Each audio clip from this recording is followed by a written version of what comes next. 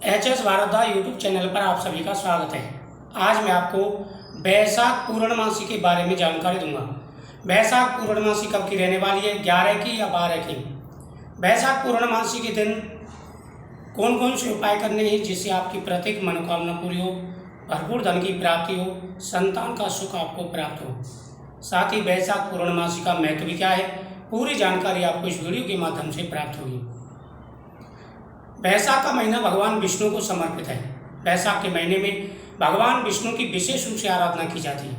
बैसाख के महीने में जलदान का, अन्नदान का और छायादान का विशेष महत्व होता है। बैसाख की कथा आपने सुनी होगी, उसमें जूता दान, छत्री दान, जल दान का महत्व विस्तार से बताया गया है। और साथ ही स्नान का फल भी बहुत ज़्यादा होता है।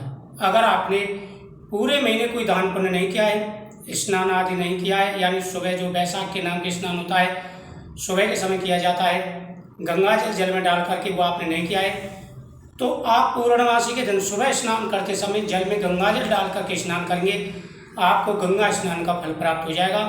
साथ ही पूरे महीने के स्नान का फल भी प्राप्त हो जाएगा। उसके बाद में सूर्य देव को अर्घ्य देना है, फिर आपको लड्डू गोपाल जी को स्नान कराना है।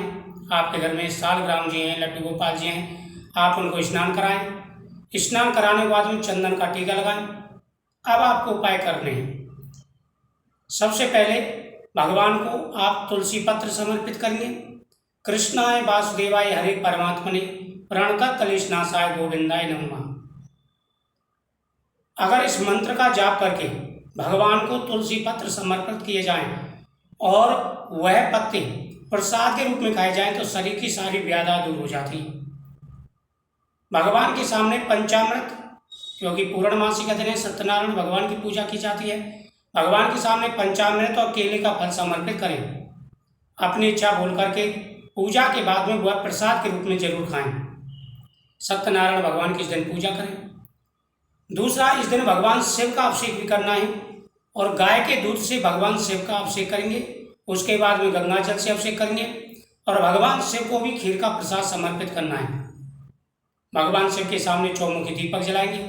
पीपल वृक्ष के नीचे दीपक जला करके वहां पर प्रसाद चढ़ाना है पितरों के नाम से, और पीपल वृक्ष की परिक्रमा करनी है।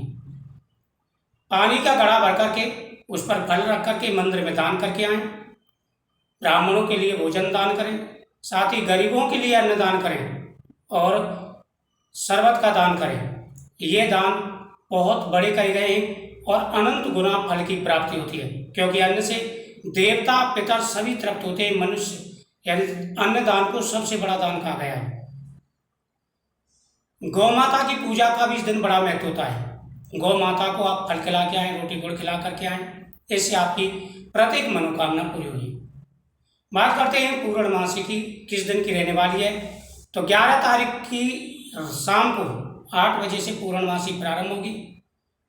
पंचांग के अनुसार 11 तारीख को रविवार को 8:02 पर पूर्णमासी प्रारंभ होगी, जो कि 12 तारीख को 10:26 तक रहने वाली है। तो इस प्रकार से पूर्णमासी का जो महत्व है वह 12 तारीख का रहने वाला है।